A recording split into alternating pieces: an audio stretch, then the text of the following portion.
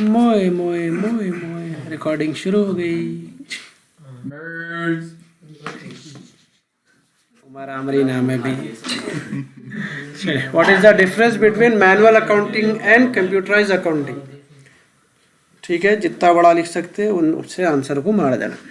The system where in physical register of a journal and ledger are prepared to maintain the records transaction. यानी manual accounting क्या है, जहाँ पे physically आप जो है ना कुछ सामान यूज़ करते हैं वो एंट्री करने के लिए। आपका जो है रजिस्टर है, पेन है, स्टेशनरी, ठीक है।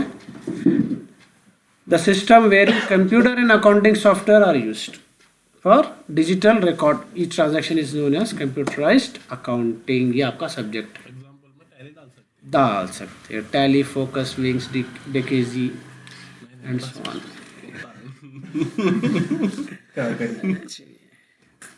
Calculation, the entire calculation are done manually in this system. The entire calculation are done automatically by the computer. इसमें क्या है, जैसे आप जनरल एंट्री पास कर दिए, कुछ मशीन खरीदे, इसमें अगर जनरल एंट्री पास कर दिए प्रॉपर, यानी कि आप प्रॉपर अकाउंट में डाल दिए, तो उन्हें उससे अकाउंट रिसीवेबल भी वो कर लेता उन्हें, या पे करना है तो पेएबल में डाल देता हूँ, और जो सप्लायर से लिए उसके अकाउंट ऐड करना है तो ऐड कर लेता, डिलीट करना सब ऑटोमेटिक हो जाता। आप जब भी सेलेक्ट करेंगे सप्लायर, उसका बेसिक जो भी रहेगा बताया था, आपकी बैलेंस शीट भी जब भी बताया था, आपको कुछ करना है कि नहीं, एक एंट्री जो खरीद रहे या बेच रहे वो प्रॉपर डालना है, दैट्स पूरा होने कर लेता। Okay. Transaction, financial transaction are recorded through books of original entry in this system. तो यहाँ पे क्या है, ओरिजिनल बुक्स यानी कि जो भी अपने पास रसीद बुक वगैरह आते होने के, कहीं कोई भी चीज़ होते ही इन्वाइस निकलता आपका, परचेज सेल में कोई भी चीज़ में, वो लेके जब उसको रजिस्टर में नोट करते, तो ओरिजिनल बुक में से नोट होती है हर चीज़, right. This system stores the data content of transaction in a structured database. तो इन्हें क्या है, एक प्रॉपर डेटाबेस में स्टोर करता है हर चीज़ को, ठीक है। डेटाबेस अपन जो है RDBMS में करे थे कहते, तो लिख जाके SQL है आपका, ओरेकल है, ये डेटाबेसेस रहते। इसमें जो है टैली का खुद का अपना एक डेटाबेस है जिसमें इन्हें स्टोर करता हर चीज़। Adjustments entries should be made in journal and ledger. अगर फिर कुछ भी चेंजेस आ गए, उसमें एंट्री मिस हो गई थी, पैसे कम ज़्यादा हो गए, फिर उसकी एक जर्नल एंट्री पास करना पड़ता अपने। यहाँ पे जो है ledger for adjustment record voucher entry are created. इसके अंदर क्या है, अपन वाउचर क्रिएट करते, एक वाउचर क्रिएट कर दो। कल ही जब अपन न्यू रेफरेंस पढ़े थे, देखो वही छो, तो उसमें आप जो है ऐड करो या सब्ट्रैक्ट करो, उन्हें ऑटोमेटिक पूरे अकाउंट्स को खुद मैनेज कर लेता। Searching, in this system searching of relevant information is consume much time. अब रजिस्टर आप खोल के ढूंढ के निकालना पड़ता।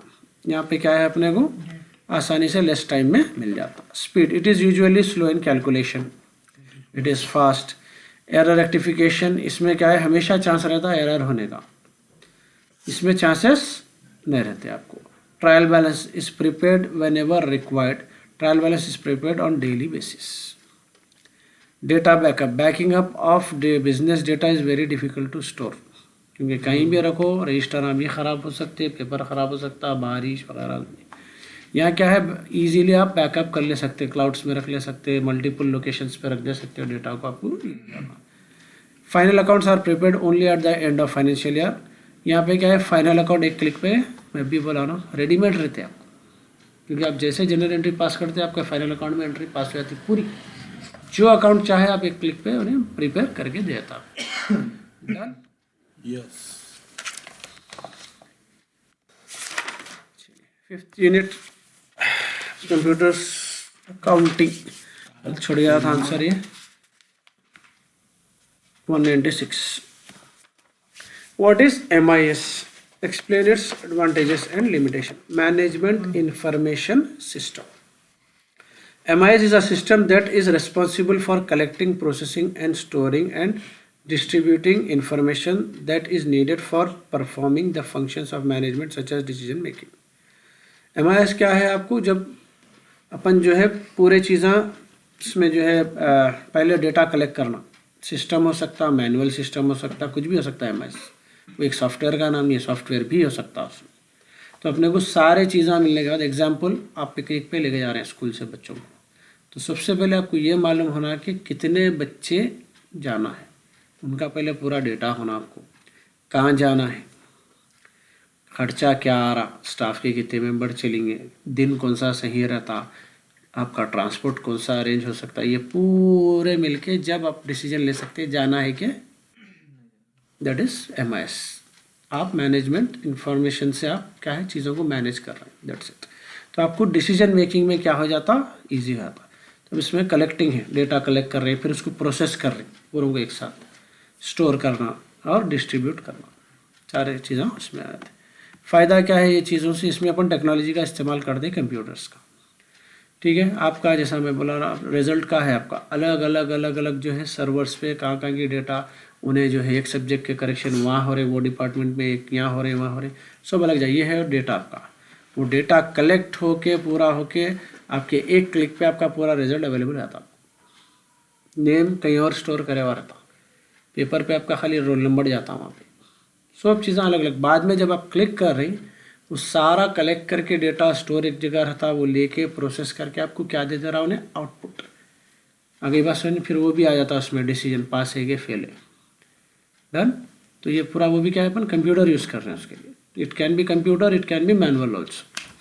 फ़ायदे क्या है इसके, it assist manager in taking right and timely decision quickly so as to protect their business from rival organisation from being overtaken. कारोबार चलाना है तो आपको इन्फॉर्मेशन डेली की रहना पड़ता, वीकली की रहना पड़ता, मंथली की रहना पड़ता, ईयरली की भी रहना पड़ता। डेली आपका सेल का इशू क्या है, परचेस का क्या है, फैक्ट्री में क्या प्रॉब्लम चल रहा, वीकली का मंथली सेल्स क्या हो रहा आपका, ठीक है, ईयरली क्या हो रहा, ये सब चीज़ें आप अवेयर है तो आप करेक्ट टाइम पे डिसीजन ले सकते। ओके, बच्चा कहाँ जा रहा रातों में, तो डिसीजन बहुत सही ले सकते। It lessens the burden of a manager to process huge data which usually lead him to take correct decision and prevent losses to the organization. Hence, MI is also referred to as the nerve center of an organization. इसमें क्या है, manager के ऊपर से क्या है load भी कम होता है, नहीं तो हर चीज़ को मैनुअली चेक करना पड़ता जाके।